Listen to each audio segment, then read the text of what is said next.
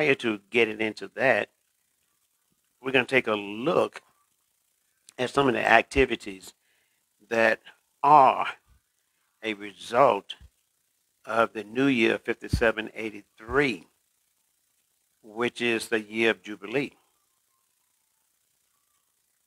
So let's do that first. And we're in the decade of pay. That's what that means to say pay decade. That's what we're in.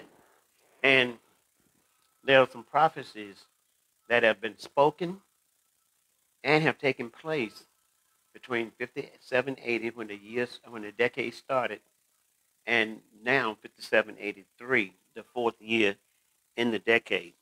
So we're going to look at some of those things here. And prior to this decade, which is the decade of pay, which represents the mouth, we were in the decade of the iron. Okay, and you see the word next to that says to see, because iron was the decade to see what God is saying. Now, I'll give you an example of how that takes place. You know how someone, maybe they watch a movie or something, and then they're telling you about the movie. And as you're hearing what they're saying and listening to them, you're also drawing a picture in your mind of that movie. It's kind of like you're watching a movie in your mind based on what they're telling you. Or even, to that matter, in my case, when reading the Bible, particularly the Old Testament, and as I'm reading it, I'm like visualizing from the words that comes off the script. I'm visualizing the story in my mind. I'm kind of seeing that happen. And that's why a lot of times it's really fun to read the Bible. It's almost like you're watching a movie in your mind as you're reading the words on the page. All right, move on to the next one. Now, entering into the decade of 5780, we received prophetic word from, the first one was Job, chapter 22, verse 28. And it's the prophetic word said, you will declare a thing and it will be established for you. Now, we've already gone through a decade of seeing what God was saying in the decade of the iron. Okay, that was 5770 to 5779. Okay. Now, there were some of us that may have missed that, seeing what God is saying, but that's okay. We still have to listen now to hear what God is saying to us in order to speak it now. This whole decade is the time to be speaking the promises of God into the atmosphere and into your lives. And the key thing is, don't be afraid to speak what God gives you to speak. Reminds me of Joshua. God told Joshua, be brave and what did he say? Do not fear and have courage. I think of it when I'm not trying to. Let's revisit the fourth Hebrew letter that we talked about last month. And that letter was the Dalet. Now, when you look at the Dalet, excuse me for clearing my throat so much. That's why I'm struggling with this thing. Satan is trying to keep me from teaching this. And I've been struggling with liquid in my windpipe. And I'm trying to keep it out. But that's okay. We're going to get this done anyway. The first time with the the liquid in my windpipe. Second time, all my batteries went dead on me. And so now everything's charged up. And my windpipe starts over again. But this word is going to go forth in spite of the enemy. So let's take a look at that Dalet.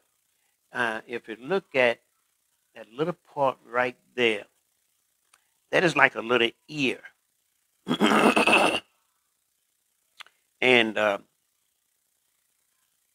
that little ear that's sticking up, it indicates that last month we said the Dalet represents a poor person or a righteous person or an evil person.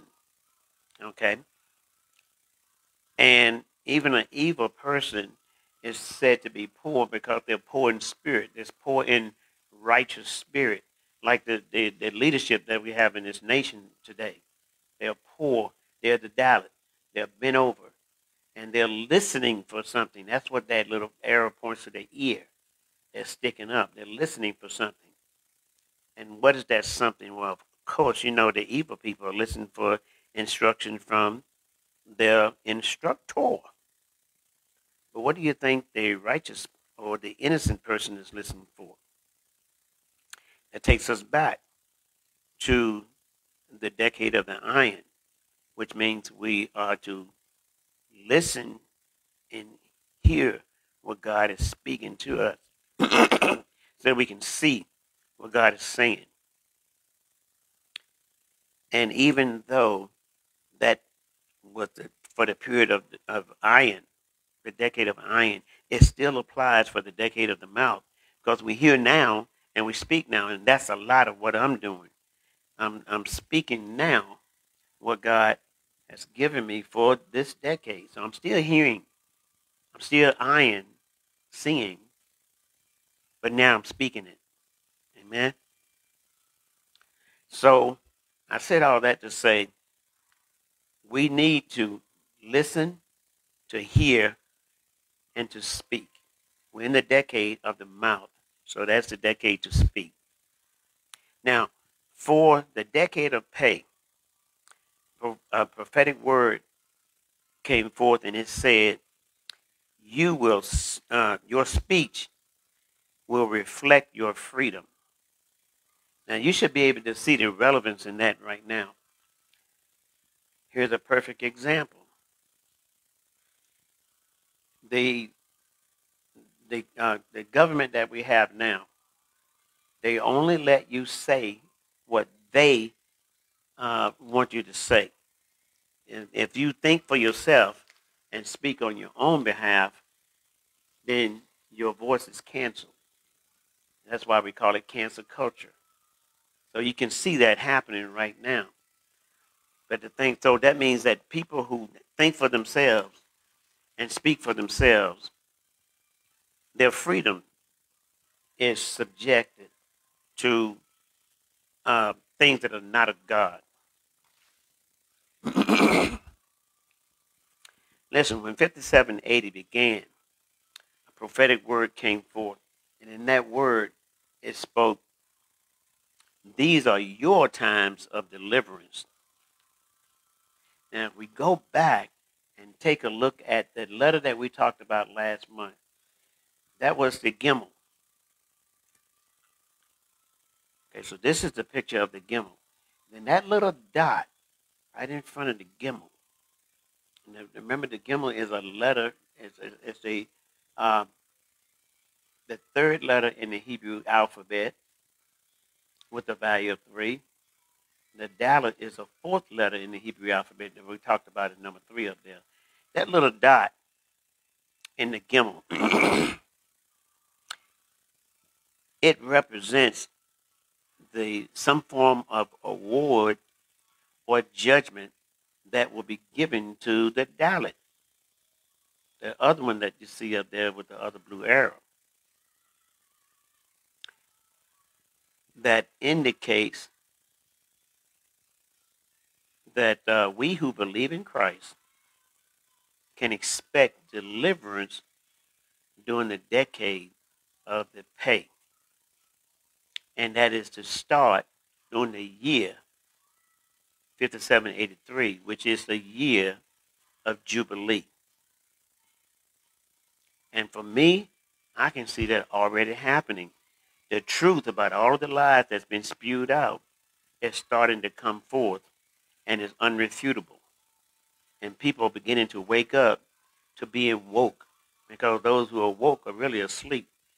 So you should be able to see that too. Another prophetic word that came out for the decade said, receive strength from the Lord to break off your limitations. Now, you remember the bull that we looked at on the Tishri placard from last month. The bull represents strength.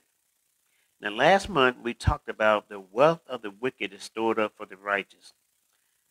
A prophet shared in 2020 that the prosperity and well-being to come are directly hinged to the advancement and establishment of the church.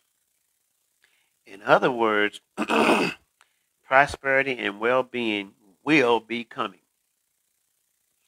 and all of the evil uh, entities out there cannot stop it.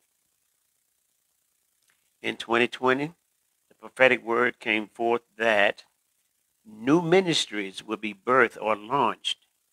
Now, I think that is because the compromising churches will be judged, as I mentioned last month in the prophetic word. And why are they going to be judged? They're going to be judged for buying into the corruption that led them to misleading the children of God. Also, the powers to be for those who are non-believers, but yet they're innocent people. They're just normal American people that want to live the American life. I'm not talking about illegals. I'm talking about people that are legally a part of this country. They've been lied to, okay? And all of that is going to be judged. I believe the judgment starts this year, 5783. I also believe that the uncompromising church, as a result of that church not compromising and continuing to speak the truth in spite of cancel culture and all of that, the uncompromising church is going to grow exponentially. The uncompromising church is going to grow into having the fivefold ministry. And the fivefold ministry completes the church, and that will cause the church to be much more effective within the church community, within the city that the church is in, within the region that the church is in, within the state that the church is in, and even within the nation that the church is in, because it's going to be more churches. Many uncompromising churches, they have stayed with the truth. But many compromising churches bought into the narrative to keep from being canceled. Okay? God, through the uncompromising church, will take back from Satan and all those he's been using everything that has been stolen throughout, not just America, throughout the entire world. Another prophecy for 2020 that said the face of Christianity and the trajectory of the church is going to become massively different. I believe starting this year, the Jubilee year, we will begin to see these things happening. Finally, in 2020, a prophetic word stated, the trumpets will blast and the shofars will call the Jubilee anointing to be released upon God's people, so that through God's people, through us, the Lord will establish a new kingdom order in America and the world. Kingdom, not government, kingdom. Okay. So what we've already had, we're already in the year of Jubilee. The year of Jubilee started with the Feast of Trumpets. Oh, but that's the first part of that phrase, isn't it? Okay.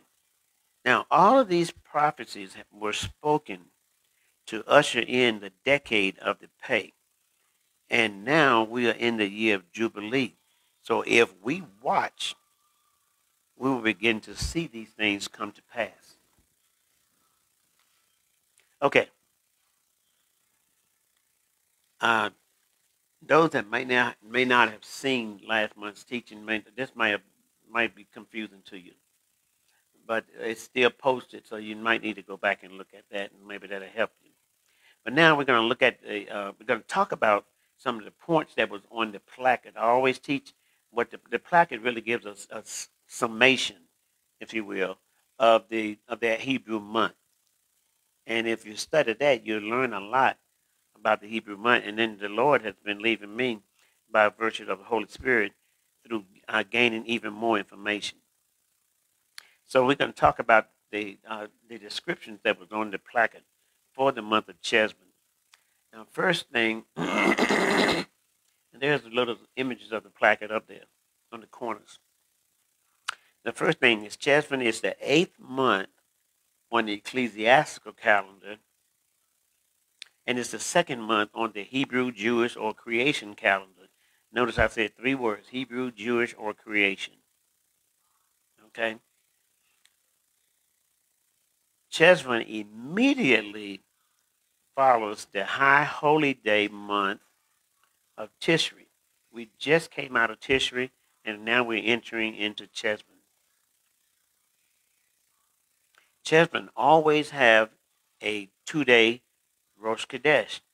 Now, when I say Rosh Chodesh, that's the first day of the month. And have a 2-day first day of the month.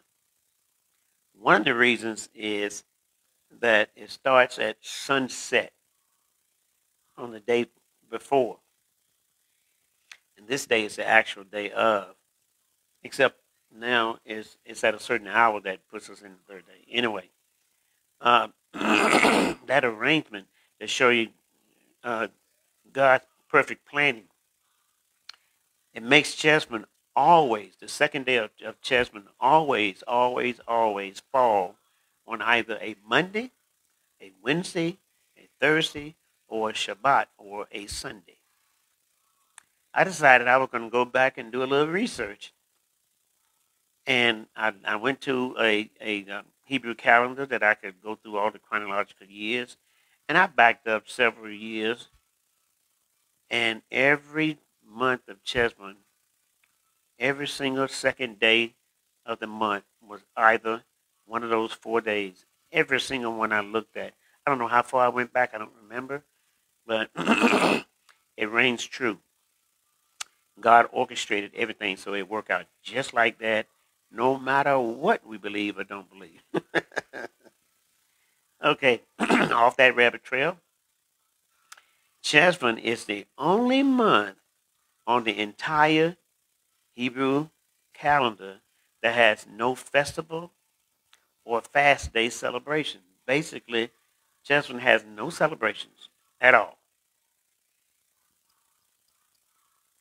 Cheshvan is called the month of Messiah. Now, we're going to revisit that.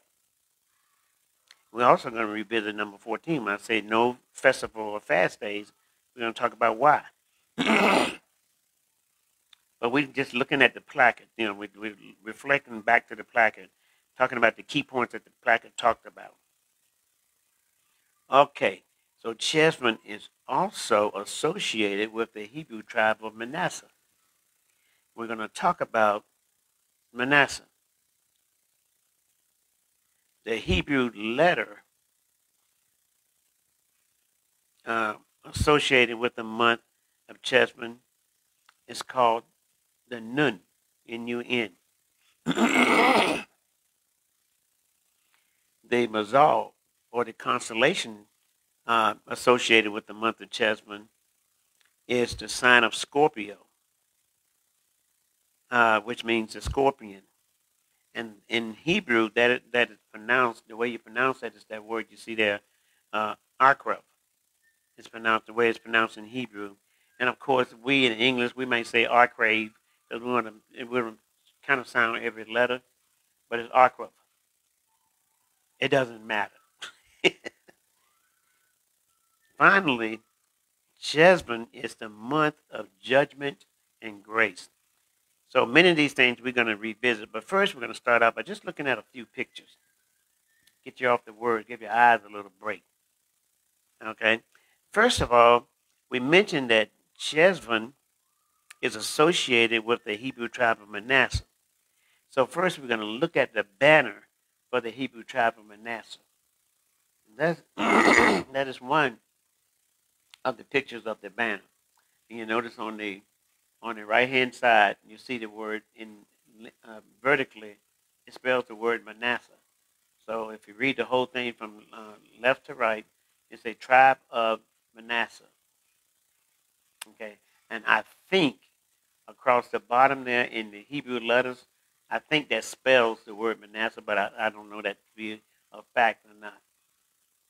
But let's learn about Manasseh.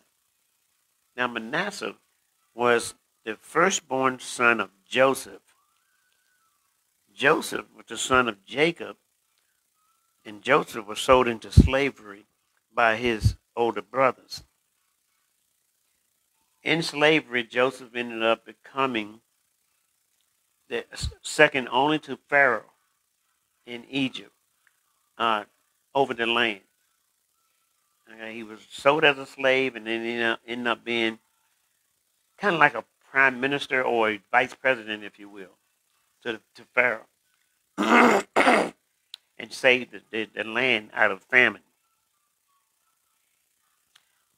Joseph was given a wife, an Egyptian woman, and from in that marriage,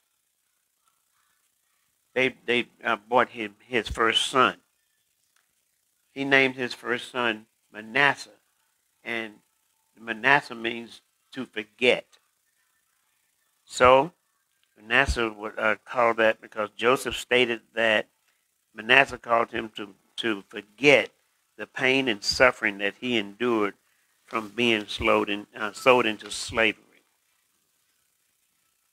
Later on, when Joseph's family came out of the wilderness and was settled in Goshen in Egypt at the blessings of Pharaoh, Joseph then wanted to present his two sons, Manasseh and Ephraim, to his dying father, Jacob. What did Jacob do? Jacob took Manasseh and Ephraim as his own sons. And that was to fulfill the prophecy that 12 tribes would come from uh, Jacob. But here's a caveat. Jacob gave the blessings of the firstborn to the younger Ephraim. Now, I'm going to hit a rabbit trail before we go to the last one because there's a reason for that. Let's go all the way back to the book of Genesis. In the book of Genesis, God created everything. Then he made man. He put man in the garden, and he was called Adam. Later on, through trickery, if you will, Eve was tricked, and Adam sinned. Okay? Adam was basically the firstborn of God. Then we jump all the way to the New Testament. Jesus. Jesus is called the second Adam. Okay? So once Adam sinned, that stopped all through the reading, all throughout the whole Bible. There are no firstborns that got the blessings of the father as a firstborn. None of them. Not a one. I was trying to think and figure one out, and none of them got it. Nary a one. Okay? And that was the reason why. Because the firstborn in the lineage of God, the first Adam, sinned. And Jesus was perfect throughout his reign. The 33 years that Jesus walked the earth, he was perfect. And there you have it. So hopefully, if nothing else, you learned that. Okay. Now, off the rabbit trail, back to where we're going to. When the 12 tribes of Israel arrived at the river Jordan, all they needed to do was cross the river to enter into the promised land that Moses took them to. But half of the tribe of Manasseh and a couple of other tribes, they didn't cross to inhabit the land. They stayed where they settled to get ready to cross. However, they did cross to help the other tribes conquer and take the land. And therefore, we see and we hear in Jewish history about the half tribe of Manasseh. That's where that came from. Now, let's jump in here and learn a little bit about the Hebrew letter Nun, because that is something that we need to look at. But it will start out by pictures.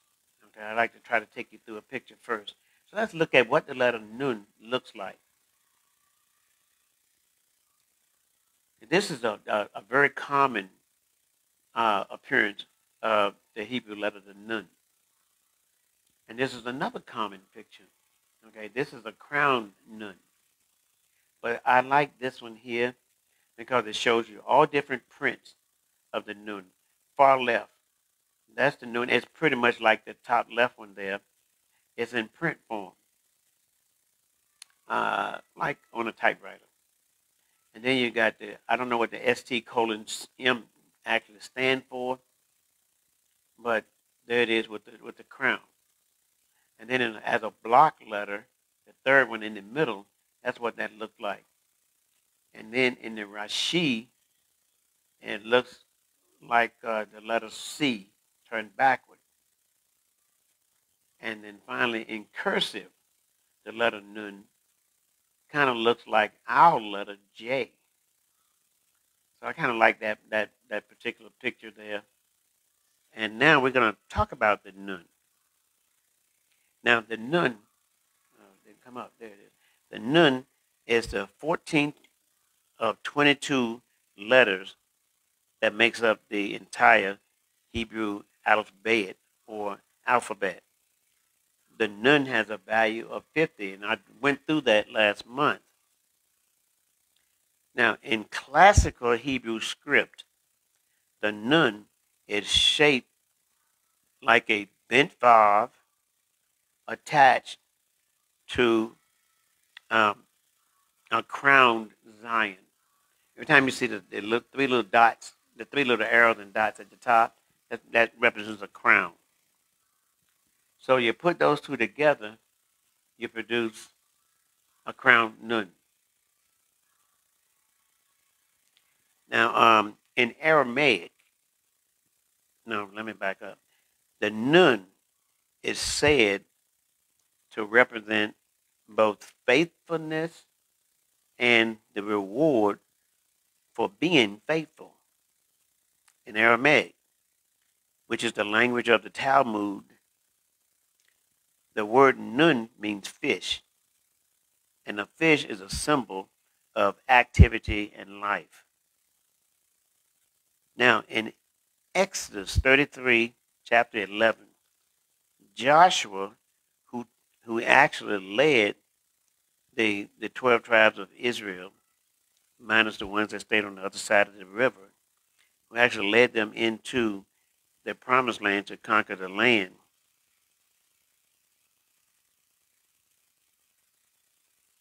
By him being the son, Joshua's father was named Nun. So by him being the son of Nun, leading Israel into the promised land made Joshua recognized as what we just talked about the fish. The son of life is what he was recognized as. Oh, I didn't have it up there. Okay. And that is a clear picture of Jesus. Now, we're going to move into the Mazel, or the constellation associated with the Mount of Cheshvan. And I'm going to hit another rabbit trail real quick. God put the constellations in the sky for a specific reason. And man corrupted that with all of this stuff that they're doing now. But look at things from a godly perspective, not from a worldly perspective. Now, first I'm going to show you pictures of what the constellation looked like.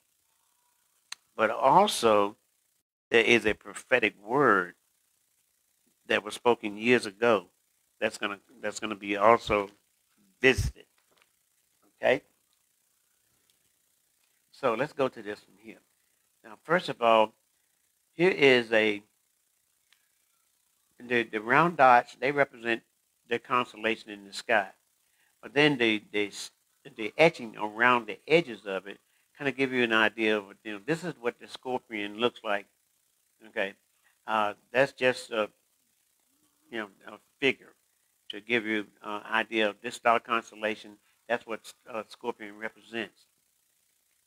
In the night sky, this is what the constellation looks like. So you can see the similarity. Okay. Um, Now, for those people that know how to look into the stars and pick out the constellations, that's good.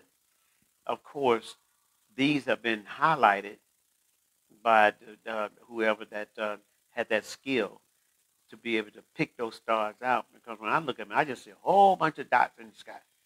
But the people that know how to look at constellations and tell what they are, they're highlighting those stars so we can see the similarity from one picture to the next. But listen to this prophetic word that was spoken. I believe it was in 2020 when the year of pace started. And that word said, the truth will dispel the abundance of lies. And that truth will sting the perpetrators like the stinger of the scorpion. Wow. So truth is coming out. And a lot of people are starting to see that. And some just refuses because they don't realize they've been brainwashed. And some people are just refusing to believe the truth. They'd rather believe a lie because it's easier, because their minds have been poisoned by the abundance of lies. And anyone that would read the the book called The Communist Manifesto would see that everything that's been going on since January 2021 comes right out of that book.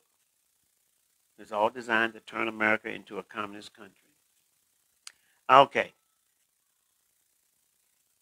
Also, we talked about earlier from the placket that Cheshvan is the month of judgment and grace. We're going to talk about this 2 times. Okay, now first, being a month of judgment and grace, let's look at the judgment side.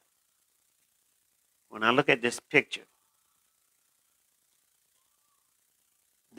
reminds me of the great flood. Now, at the time of Noah, the world as they knew it was judged for the abundance of sin. Then that's what this government is trying to permeate, fill this country with right now, is the abundance of sin. Everything wrong is treated as something right, and everything right is treated as something wrong. We don't have borders. We just open the border and let anybody and everybody in. They have drugs. Now is colored to look like candy. This is to kill children. All of this stuff is being poured into the country. But yet the woke people don't see this as something wrong. Because it's wrong in the eyes of God, so it's right into them. They don't want, they're coming against the churches and everything. So what happened? God, at that time, decided, okay, I have to judge the world because their sin is too great. Go back to Sodom and Gomorrah. When the angels of God went into the towns of Sodom and Gomorrah, the men in the town wanted to rape the angels. And there's all kinds of stories throughout the Bible where the sin was abundant and God had to destroy the world. Okay? So God commanded Noah to build an ark. It didn't rain. They didn't even know what rain was at that time. So while Noah is building a boat, I'm sure they knew what boats were because they used boats to go out and catch fish. But that was in the water that was already there, but it never rained. The water actually came up from the ground to keep the ground moist and so that it could grow and they could grow food and stuff. and then they would use the water, the fresh water, to put on the top of it as well. So that's the way things were, but it never rained prior to the flood.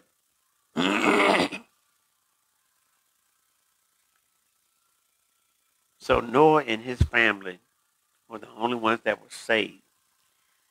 But look at this picture here. You see another thing that is an abomination to God.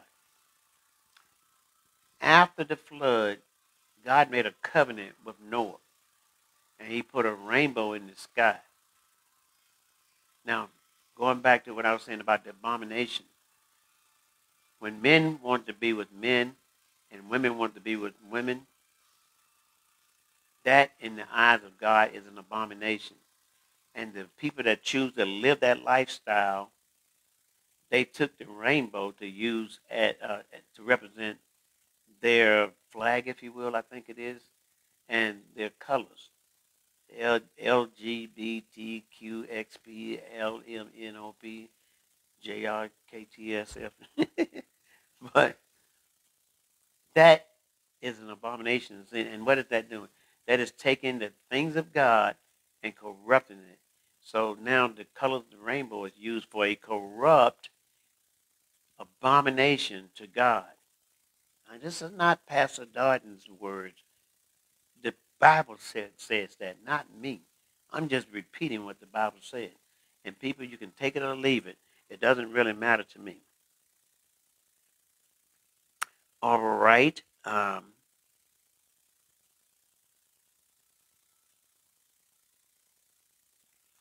When I was doing my studies, I came across a chronological depiction of everything that happened throughout the flood with dates. And that's what we're going to talk about. There was a Jewish rabbi who put this together. And I thought that was very interesting. So I decided to add that to this teaching. So we're going to look at what happened during the whole time of the flood. It's going to be summarized. But so here's a history of events while Noah and his family, the only survivors of the cleansing flood, were on the ark. So first, on Cheshvan 17, that's when it started raining. Now, that was the year 1656 from creation. And that comes out to 2105 BCE. So when the rain started, the rains flooded the earth. And I mean, it flooded the earth so much that the water rose above the highest mountains. Now, I'm told Mount Everest is the highest mountain on earth. And the water rose above Mount Everest. Only Noah and his family survived in the ark, which was built to that end by divine command from God, including a pair of each animal species that were directed by God to enter into the ark with them. Then, a month later, on Kislev 27, which exactly 40 days from the day the rain started, it stopped. Okay? And then 150 days of the water swelling and churning, that began. And it went on for 150 days. And that caused the water to continue to rise. I believe that was water bubbling up out of the ground. And the water rose to a height of 15 cubits above the highest mountain peaks. Every mountain on earth was underwater. So I decided I want to learn what is, I don't know these metric numbers or cubit. I guess it's a Hebrew number, whatever. But I wanted to find out how many feet is 15 cubits. So think about the top of Mount Everest, and then that 15 cubits computes to 22 plus feet. 22 feet and some inches. So another 22 feet. Now I don't know about you all, but say if you like me, whose body does not float, you don't want to be in 22 feet of water. Okay. And now let's think about this. The water is 22 feet higher than Mount Everest, and I'm sure that many of you have know about people that have seen documentaries about people that climb Mount Everest, and even at the summit, people have a hard time breathing. And from the summit to the top of Mount Everest, they have to have oxygen. I was an aviator when I was in the military, and if you now just think about this, now, Mount Everest is miles in the air, but in the military, now a mile is 5,280 feet, and Mount Everest is much higher than a mile. And if we go up to 10,000 feet, which is about little bit more than twice the height of a mile, we have to have oxygen. I've been into the barometric chambers and things, so I know that for a fact. So when we think about that water rising 22 feet above Mount Everest, that is very, very high in the atmosphere, and the air is very thin. This is the reason why aircraft fly. When the aircraft, jets and things, the passenger jets, the normal flight height is 33,000 feet, so that they'll be above all of the mountain peaks as they travel from destination to destination. Okay. Okay, enough about that rabbit trail. Let's continue on. On Savan 1, the first day of Savan, then all of that churning that the water was doing, that swelling and churning, it stopped. And the water began to recede. Okay? And it would recede at the rate of 1 cubic every 4 days.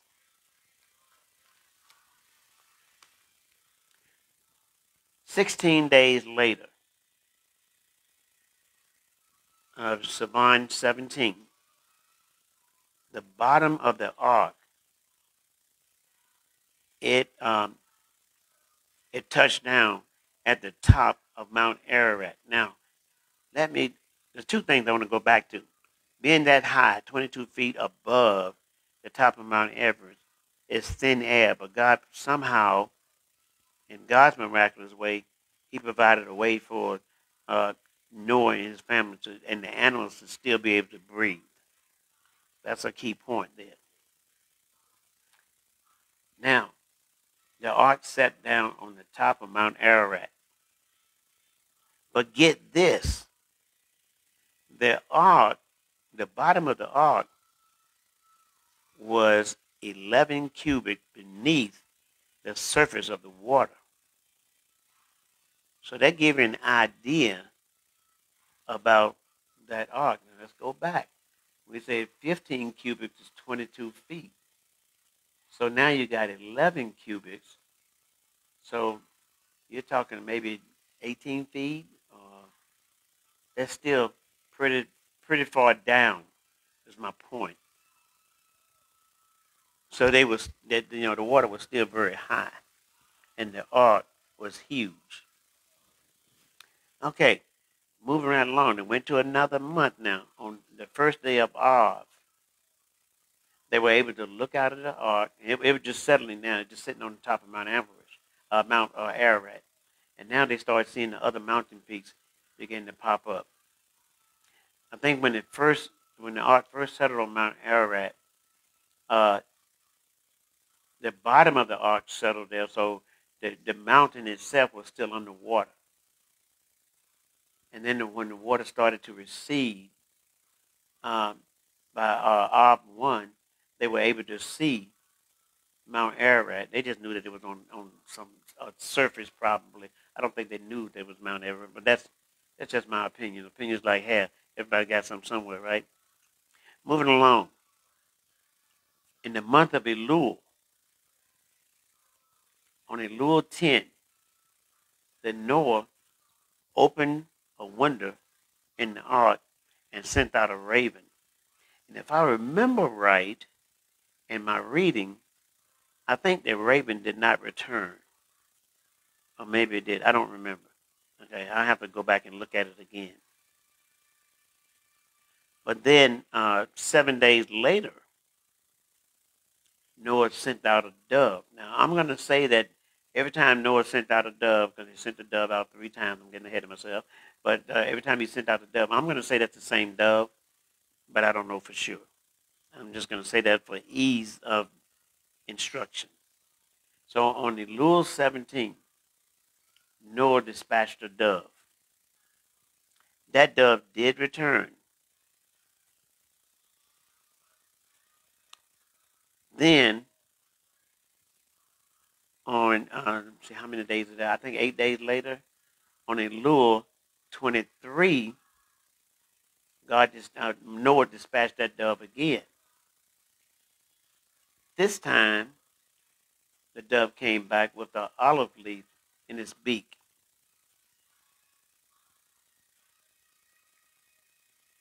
Then on Tishri 1, the first day of Tishri, Noah sent the dove out on his third mission.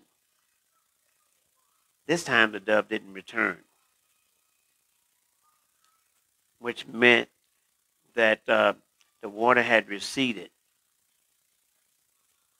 had completely drained all over the earth. From Tishri 1 to Cheshvan 27. And I have to count those days, but if I remember in some of my readings and studies, I think that was from the day that the water was dry, the dove didn't come back, to the day they exited the ark, which turned out to be Cheshvan 27. That was a 40-day period. And I'm going to have to check that to make sure. But I think that's what it was. But anyway, the ground was completely dry. And here's what you got to understand. That was a 13th month because once that year passed, they started out in Cheshvan. They still had a couple of more months before the end of the, no, I'm sorry. And Cheshvan being the 8th month on the Hebrew calendar, on the ecclesiastical calendar, it went full circle, came all the way back around to Cheshvan again. But this time, it was a leap year, so there was another month added. That's in some previous teaching. But on the Hebrew lunar calendar, when they have a leap year, they add a whole month, unlike the American calendar that adds a day. We had to add a whole month. It was the 13th month from the time the rain started to the time they came out of the ark. And that is the point I'm trying to make. Okay, so Noah, his family, and all the animals, they came out of the ark. And that was the 13th month. Okay, so let's go back to the placket. Cheshvan is considered a month of bitterness. Now, the first reason is not, it won't show up there, but I'm going to speak it. One of the reasons why it's a month of bitterness is because it begins the winter season. There's a lot of, it's cold and it's wet and it's very yucky. Okay, so that's why. Now you notice at the top it says Mar Cheshvan. Okay, we're going to talk about the bitterness that's associated with Cheshvan, and the first thing I talked about was it marked the beginning of winter. Also, Cheshvan is called Mar Cheshvan, which means bitter, as I said earlier, because it's the only month of the entire year that has no feasts or festivals, not even a designated fast day. that is very uncommon in the Jewish culture. So the month basically doesn't provide anything to celebrate. It is a bitter month in relation to the Jewish customs. Now we get the word mar. Okay, the word mar, that means water, alluding to the fact that the month of Cheshvan is special because of its rains, and it rains a lot during the month of Cheshvan in Israel. According to Jewish customs and and teachings, the great flood that started during the month of Cheshvan, as we talked about earlier, and we know that that great flood was called the cleansing flood. You know, we have to get in the tub, take a bath, clean up, and that wiped out sin from the earth because it destroyed all of the sinners except for Noah and his family. As a result of the great flood, Cheshvan is also called the month of Bul, Bool, or Bul, Bul. And those two words come from the word Marbul. Okay? Um, and all of that stems to the English word flood. Cheshvan is also called the month that the great flood began, and we know that. That's even the rabbi figured that showed us that. Cheshvan is the month. Now we're going to look at some of the other things not related to the weather or anything, but we're now going to talk about some of the things that happen with Jewish people. Okay, Cheshvan is the month that Rachel, the most loved wife of Jacob, she died during the month of Cheshvan as she gave birth to Jacob's youngest son, Benjamin.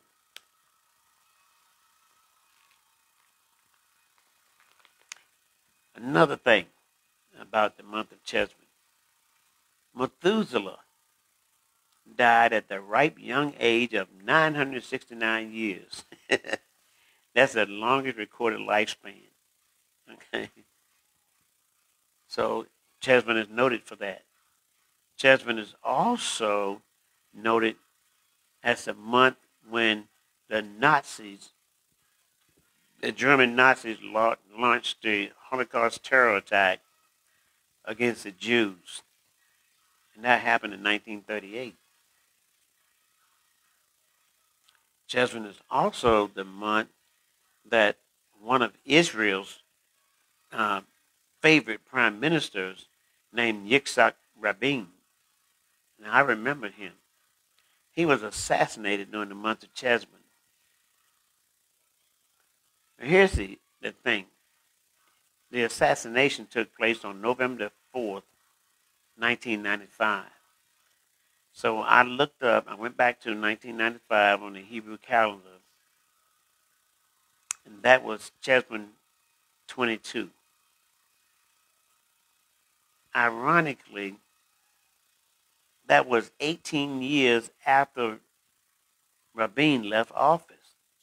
His office service time was 1974 to 1977. So from 77 to 95, that's 18 years. So he was assassinated 18 years after he left office. This is one of the things that you see perpetrated with this government that we have. They hate, and they try to claim that those who love America hate America. They're the ones that hate America. They're the ones who are saying that America is a bad country and all that stuff. A person that that love their country don't put their country down. Woke people, you need to hear what I'm saying. You need to think about that. Okay. Now that we looked at and discussed some of the reasons why Cheshvan is considered a bitter month, there still is some good news reports for the month as well. And that is the last thing we're going to talk about. We're going to reflect back to some of the bullet points from the placard. And well, we're going to go back to the, remember that picture I showed that said Cheshvan is the month of judgment and grace? Well, we talked about the judgment with the flood. So now let's look at some good points about the month. Okay? Way back, the very first thing we said on the placard is that Cheshvan is the 8th month on the ecclesiastical calendar. So that means Cheshvan represents a month of new beginnings. 13 months after the flood began, Noah and his family and all of the animals that God provided to come on the ark was able to come out of the ark on dry land with the purpose to restore and repopulate the earth. That's a good thing. Another good thing, I get so far ahead. I'm way ahead of myself, my goodness. Another good thing, King Solomon, who followed his father David, King David, and King David was considered a man after God's own heart. Solomon built the first temple. He completed it during the month of Cheshvan. And after the what's that called? The christening of the first palace and the first temple for God, the country enjoyed 40 years of peace. Another good thing, Benjamin, the father of the tribe of Benjamin, was born during the month of Cheshvan. We talked about the bad part, so that Benjamin's birth is the good part. And then finally,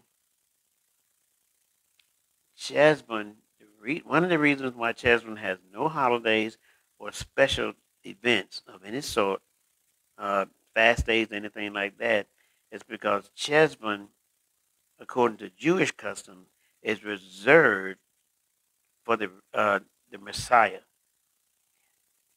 According to Jewish custom, they believe that when the third temple is built, Messiah will come to inaugurate the third temple. For Messianic Jews and us Gentiles, we believe that's going to be Christ's return. Okay, so you have the Orthodox Jews believe that's when Messiah is going to come.